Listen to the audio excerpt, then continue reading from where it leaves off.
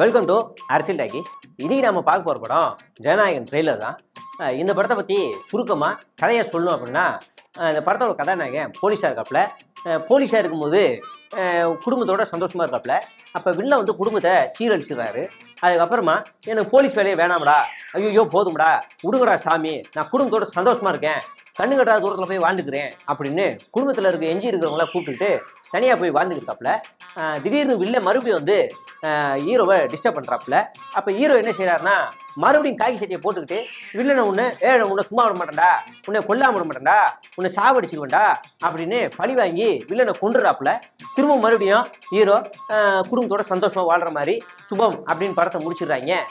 இவ்வளோ நேரம் நீங்கள் கேட்ட படம் ஜனநாயகன் கிடையாது, சத்ரியன், விஜயகாந்த் நடித்த படம். நல்லா சூப்பராக இருக்கும், கதை பயங்கரமாக இருக்கும், பார்க்க இன்ட்ரெஸ்டாகவும் இருக்கும். அவ்வளோ கண்ணு செவக்க கரண்ட் பாக்ஸ் தெரிக்க நடிச்சிருப்பாப்புல. இப்போ தான் நம்ம ஜனநாயகன் படம் பார்க்க போகிறோம். இந்த படத்தோட கதையில் கதாநாயகன் போலீஸாக இருக்காப்புல. அதே மாதிரி வில்ல வந்து குடும்பத்தை சீரழிச்சிடுறாப்புல. அப்புறம் மறுபடியும் போதும்டா, இந்த போலீஸ் வாழ்க்கையை வேணாம், நான் குடும்பத்தோட சந்தோஷமா இருக்கேன் அப்படின்னு கண்ணு கட்டாத தூரத்தில் போய் ஹீரோ எஞ்சி இருக்க குடும்பத்தில் இருக்கவங்கள கூப்பிட்டு போய் தனியாக வாழ்ந்துருக்காப்புல. மறுபடியும் வில்ல ஹீரோவை டிஸ்டர்ப் பண்ணி ஒரே டார்ச்சராக பண்ணிக்கிருக்கேன். மறுபடியும் இவர் என்ன செய்கிறாருன்னா, யூனிஃபார்ம் போட்டு வில்லனை தேடி போய் ஒருத்தரை கொல்ல ஆரம்பிக்கிறாப்புல. கொண்டுட்டு கடைசியாக மறுபடியும் கண்ணு கட்டாத தூரத்தில் போய் சந்தோஷமாக குடும்பத்தோட வாழ ஆரம்பிக்கிறாரு. இவ்வளோ நேரம் நீங்கள் கேட்ட படம் ஜனநாயகன் கிடையாது, தெரி. ஆக மொத்தத்தில் ஏற்கனவே பார்த்த சத்ரியன் தான் உல்டா பண்ணி திரும்பவும் தெரியுன்னு எடுத்து வச்சிருக்காப்புல. சரி, அடுத்த நம்ம ஜனநாயகன் படத்துக்கே வருவோம். இந்த படத்தோட கதையை பற்றி பார்த்தோம்னா, படத்தோட கதை ஹீரோ போலீஸாக இருக்காப்புல. போலீஸாக இருக்கும்போது குடும்பம் சீரழிஞ்சிருது இல்லைனால.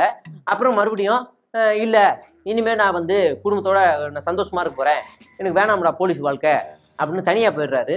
பொண்ணு தைரியமாக வளர்க்கணும் அப்படின்னு சொல்லி தைரியமாக வளர்க்குற மாதிரி எல்லாமே ஓடிக்கே இருக்குது. கடைசியில் மறுபடியும் வில்ல வந்து டிஸ்டர்ப் பண்ணுறான்.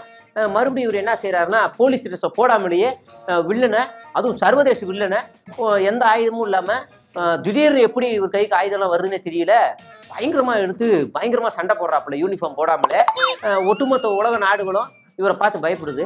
ஒட்டுமொத்த இந்திய இராணுவத்துக்கிட்ட இல்லாத ஆயுதம் எதுவுமே இல்லாம இவரை மட்டுமே பார்த்து நம்பி இருக்கு. அப்படி ஒரு உல்டா கதையை தான் அந்த படம் காட்டும். இவ்வளவு நேரம் நீங்க கேட்ட கதை என்ன, ஜனநாயகனா அப்படின்னு கேட்டீங்கன்னா, இல்ல, இது வந்து ஒரு வெண்பொங்கல், சரி, பவன் கேசரி. இந்த கேசரியை தான் நீங்க இவ்வளவு நேரம் நீங்க கேட்டுக்கிருந்தீங்க. சரி, இப்ப இனிமேலாவது ஜனநாயகன் கதையை சொல்றா அப்படின்னு நீங்க கேட்கலாம். அதைதான் இப்ப நான் சொல்ல போறேன். இந்த படத்தோட கதையை பத்தி பாத்தீங்கன்னா, ஹீரோ முன்னாடி போலீஸா இருக்காப்புல. போலீஸ்ல வர ஹீரோவுக்கு ஓப்பனிங்ல பெரிய கத்தி கொடுத்துருக்காங்க. எந்த முட்டா போலீஸுக்காவது கையில் பெரிய வாழை கொடுப்பாங்களா? பெரிய வாள் எடுத்துட்டு ரவுண்ட்ஸ் போவாரா? பெரிய வாள் எடுத்துட்டு போய் அக்யூஸ்ட் அடிப்பாரா? எதுக்கு போலீஸுக்கு வாள் கொடுப்பாங்க? கொஞ்சமாவது அறிவு வேணாம், என்ன காமன் சென்ஸ் வேணாம் அப்படின்னு நமக்கு கேட்க தோணும். ஆனால் இவர் அந்த கத்தியை வச்சு 4 பேர் பொழப்பாரு. இவருக்கெல்லாம் இந்த ஹியூமன் ரைட்ஸ் கமிஷனு இதெல்லாம் வராதா படத்தில் அப்படின்னு நமக்கு ஒரு ஆச்சரியமா இருக்கும். அடுத்ததா திடீர்னு பார்த்தா ஜெயிலுக்குள்ள இருப்பாரு. அப்போ ஏதாவது கைவிட்டு வாங்கியிருக்காரான்னு நினைக்காதீங்க, வீட்டில் பழி வாங்கியிருப்பா பொழுதுக்கு. உள்ளே போயிடுவாப்புல. உள்ள போயும் 4 தடிமாடுகளை நோஞ்சா மாதிரி இருக்க ஹீரோ தூக்கி போட்டு சாத்துவாப்புல. இதெல்லாம் பார்க்கும்போது நமக்கு என்ன தோணும் அப்படின்னா, நம்ம ஜெயிலுக்கு போனாலும் ஜாலியாக அடிதடி பண்ணலாம், 4 பேர் போட்டு தூக்கி மிதிக்கலாம், சந்தோஷமா இருக்கலாம், அங்கேயும் நம்மளை பார்த்து 4 பேர் பயப்படுவாங்க அப்படின்னு இங்கே இருக்கவங்களுக்கு தோணும். அதனால தான் திருத்தணி மாதிரியான சம்பவங்கள்லாம் தைரியமாக பண்ண ஆரம்பிக்கிறாங்க. ஜெயிலுன்னா ஒரு நரகம்னு காட்டணும் தமிழ் சினிமாவில். ஐயோ அங்கே போயிடக்கூடாது, சந்தோஷமா வெளியில் வாழணும்னு காட்டணும். அதுதான் சரியா இருக்கும். ஆனால் இந்த படம் உல்டாவாக காட்டியிருக்குது. அடுத்ததான் நம்ம என்ன பார்க்க போறோம் அப்படின்னா, படத்தோட ஓப்பனிங்ல மூஞ்சில தொப்பை வச்ச மாதிரி ஒரு கேரக்டர் காட்டுறாங்க. மூஞ்சில தொப்பை வச்சுட்டாலே புஷி நினைச்சிட்டு புஷி அங்கிள் கத்துறாங்க தேட்டர்ல. டே பைத்தியக்காரங்களா, அது புஷி இல்லடா, தெரி படத்துல சமந்தாவுக்கு அப்பாவா வந்தவரு, விஜய்க்கு மாமனாரா வந்தவரா அப்படின்னு நம்ம சொல்ல வேண்டியிருக்குது. முழுன்னு மீசை இல்லாம தாடி இல்லாம வந்துட்டாலே புஷின்னு நினைச்சுக்கிறாங்க. இது ஒரு பக்கம் கடந்து போய்கிட்டு இருக்கும்போது, படத்தோட இந்த ட்ரெய்லரோட எண்டிங்ல ஐஆர்எஸ் அதிகாரி நடிச்சிருக்கிற மாதிரி ஒரு சீன் வருது. இப்போ இங்கே தான் பெரிய ட்விஸ்டாக காத்துக்கு இருக்கு. அது உங்களுக்கு டேட்டாவோடவே உங்களுக்கு நான் சொல்ல விரும்புகிறேன். ஐஆர்எஸ் அதிகாரி பதவியில் இருக்கும்போது, பதவி ராஜினாமா பண்ணுறதுக்கு முன்னாடியே இந்த படத்தோட ஷூட்டிங் முடிஞ்சு போயிடுச்சு. இவர் வந்து அந்த படம் ஷூட்டிங்லாம் முடிஞ்சதுக்கப்புறம் தான் இவர் ஜாயினிங் பண்ணுறாரு. அப்படின்னா ஷூட்டிங் முடிஞ்சதுக்கப்புறம் ஐஆர்எஸ் அதிகாரி தனியாக ஷூட் வச்சாங்களா, இல்லை இவர் அதிகாரியாக இருக்கும்போதே நடித்தாரா? இவர் அதிகாரியாக இருக்கும்போதே நடிச்சிருந்தா அது சட்டப்படி தப்பு. இவர் எப்படி நடிச்சிருக்கலாம்? அப்போ படம் முடிஞ்சதுக்கு அப்புறம் மறுபடியும் ஐஆர்எஸ் அதிகாரி ஷூட்டிங் வச்சாங்க அப்படின்னா, அப்போ கரூர் சம்பவம் உண்மையா அப்படின்னு பார்த்துக்கிற அணில் குஞ்சுகளை யோசிக்க ஆரம்பிச்சிருக்காங்க. இது ஒரு பக்கம் இருக்கட்டும். அடுத்ததா வில்லன் அழகா ஆக பொருந்த ஒரு டைலாக் சொல்றாப்புல, மக்களுக்காக ஏதாவது செய்யற நடுவில் வந்துடாத, உன் உயிரை காப்பாத்திட்டு ஓடி போயிரு. இது கரெக்டா முன்பே கணிச்ச வில்லனா இருப்பா போல இருக்கு. கரூர் சம்பவத்துக்கு முன்னாடி ஷூட்டிங் முடிஞ்சிருச்சுங்கிறாங்க. கரெக்டு தான். கரூர்ல எடுத்தாரு பாருங்க ஓட்டம், அந்தாவது அடி ஓட்டம். உசேன் போல்ட்டு அங்கிருந்து பின்னாடி குப்பர் அடிச்சு போய் விழுந்து இப்படி எட்டி பார்த்தாராமா. அந்த தண்டி ஸ்பீடுக்கு ஓடி இருக்காரு கதாநாயகன். அப்படி ஓடினவருக்கு கரெக்டா மேட்சிங்கா ஒரு டைலாக்கையும் வச்சிருக்காங்க.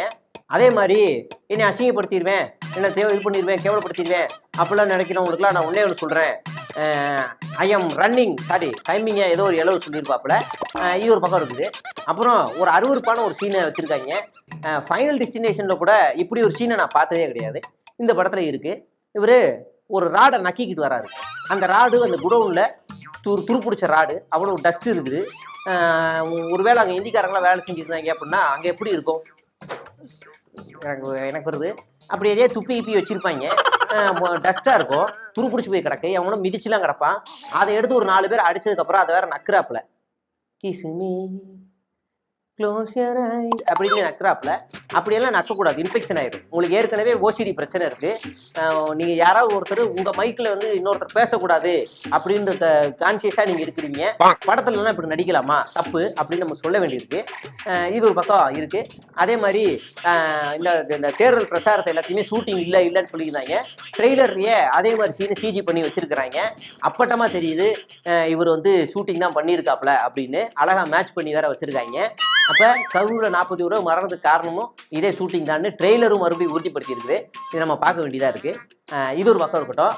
படம் முழுக்கவே சுத்தியிலிருந்து சின்ன துப்பாக்கியில இருந்து பெரிய துப்பாக்கி வரைக்கும் எல்லா இடத்தையும் காட்டிட்டாங்க. ஒன்னுத்தையும் மிச்சம் வைக்கல, எல்லாத்தையும் காட்டிட்டு சட்டம் ஒழுங்கு சரியில்லை, கிட்ட ஒழுங்கு சரியில்லை. விஜய் ஒரு படத்துல ஏதாவது டைலாக் பேசினா அதே டைலாக்க தரையில இருக்கும் பேசுறான். அந்த பக்கம் என்ன சட்டை போட்டாலும் இந்த பக்கம் அதே சட்டை போடுறான். அந்த பக்கம் ஏதாவது ஒரு டான்ஸ் போட்டா அதே டான்ஸை நடு ரோட்ல நின்று ஆடுறேன். அந்த பக்கம் அவர் ஏதாவது லூசர்மா ஏதாவது பண்ணா அதே இங்க பண்றான். அப்படின்னா அவர் பண்ற கலவரத்தை இங்க நடக்கும்ல. அவர் ஹீரோயிசம் பண்ணா இங்கே ஹீரோயிசம் பண்ணுவோம்ல.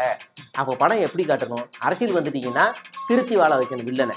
அடிச்சு எல்லா வகையான ஆயுதத்தையும் காட்டுறது. அப்புறம் இங்கே வந்து சட்ட ஒழுங்கு சரியில்லை, கிட்ட ஒழுங்கு சரியில்லை அவுத்துடுறது. இது ஒரு பக்கம் இந்த படத்துல அமைஞ்சிருந்துச்சு. அடுத்ததா புஷியும் செங்கோட்டையனு, பர்வேஸு, பல்டாக்டரு, ஈசிஆர் சரவணன், லயோலாமணி, இந்த மாதிரி ஆளுங்களுக்கு எல்லாருக்கும் மொத்தமாக ஒரே கெஸ்ட் ரோல் கொடுத்துருந்தாங்க. ஆச்சரியமா இருக்கா? நீங்கள் நல்லா பார்த்துருக்க மாட்டீங்க. இருட்டு குடவுன்ல போட்டு சாட்டையால் அடிக்கிறாரு. அது என்ன சீன் அப்படின்னா, ஏண்டா அரசியலுக்கு வந்தா நல்ல செய்வீங்கன்னா கொள்ளை அடிக்கிறீங்க, கொலை பண்ணுறீங்கன்னா பைத்தியக்கார பண்ணா பளிச்சுன்னு அடிக்கிறார். புஷியோட பெட்டை அட்டி வெளுக்கிறாரு. உடனே அடிக்கிறார் ஈசிஆரை. பல்டாக்டரை பல்லுனே மிதிக்கிறாப்புல. ஏன் அப்படின்னா, மாவட்ட செயலாளர் காசு வாங்குவியா, கீழே இருக்க பதவி காசு வாங்குவியா, அதிதா மாதிரி ஆளுங்கிட்ட இருந்து எம்எல்ஏ சீட்டுக்கு 2 கோடி வாங்கியான்னு மீதின்னு அடிச்சு வெளுக்கிறாரு. 10-20 திருடியான்னு லயோலாமணிக்கு ஒரு வாயில் அடி. இப்படி காட்சிகள்லாம் வைக்கும் போது கொஞ்சம் மன ஆறுதலா இருந்துச்சு. இப்படியான படங்களை காட்சிகள்லாம் பார்க்கும்போது இந்த படம் ஓடுமா அப்படின்னு நீங்க கேட்கலாம். கேசரியிலேயே லைட்டா 2 முந்திரி பருப்பு ஆட் பண்ணி இதுதான் ஜனநாயகன் அப்படின்னு மட்டும் காட்டியிருக்காப்புல. இதுல ஒரு வேடிக்கை என்ன அப்படின்னா, இது எச்சவினத்து படமே இல்லையாமா. ஒரு 4 வாட்டி இந்த படத்தையே திருப்பி பார்த்துருக்காப்புல. கேசரி படத்தை கிண்டின கேசரி ஒரு கிண்டி இருக்காரு. வெச்சுவினத்தை கூப்பிட்டு இதே படத்தை ரீமேக் பண்ணி கொடுங்க, ஆனால் எனக்கு தேவையானதை பண்ணி கொடுங்க அப்படின்னு உல்டா பண்ணி இந்த மாதிரி பண்ணியிருக்காப்புல. ஆக மொத்தத்தில் இந்த படத்தை பற்றி ஒரே வார்த்தையில் சொல்லணும் அப்படின்னா, ஒரு பயந்தாங்கோழி பொண்ணை விஜய் வளர்க்குறாப்புல. அதுக்கப்புறமா அந்த பொண்ணை மிலிட்ரிக்கு அனுப்புறாப்புல. மிலிட்ரி போன பொண்ணுக்கு உடனே நாட்டோட பெரிய ரகசியமே தெரிஞ்சு போயிடுது. அதுக்கப்புறம் எனக்கு வேண்டான்னு திரும்பி வந்துடுது. அதுக்கப்புறம் அது பயந்து போய் கிடக்குது. அப்போ புஜிக்கு ஏதோ நடந்திருக்கு, அந்த பொண்ணுக்கு என்ன நடந்திருக்கு, எதை பார்த்து பயந்துச்சோ அதை நம்ம தெரிஞ்சுக்கிட்டா இந்த நாட்டை காப்பாற்றிக்கலாம். இவர் போய் வில்லனை அடிச்சு கொள்றாப்புல. இந்த நாட்டில் இருக்கிற ஏகப்பட்ட டிஃபென்ஸ் சிஸ்டம் இருக்குது, பெரிய பெரிய ஆயுதங்கள் இருக்குது. ஒரு ஏவுகணை இந்திய நாட்டை நோக்கி வருதுன்னா முன்னாடியே அலர்ட் ஆயிரும். அப்படி எல்லாமே இருக்கும்போது ஒரு டுபாக் ஒரு ஹீரோவை நம்பி இந்த இந்திய நாட்டு ராணுவமே காத்துட்டு இருக்க மாதிரி இந்த படத்தை காட்டுறாங்க. கடைசியில் இவர் போய் வில்லனை கொன்றுவாரு. அவ்வளவுதான், இந்தியா காப்பாத்திடுச்சு. இப்படிதான் ஒரு கேசரியை மறுபடியும் 2 நெய் கொஞ்சம் டால்டா எல்லாம் போட்டு கிண்டி இந்த பொங்கலுக்கு கொடுக்க போறாங்க.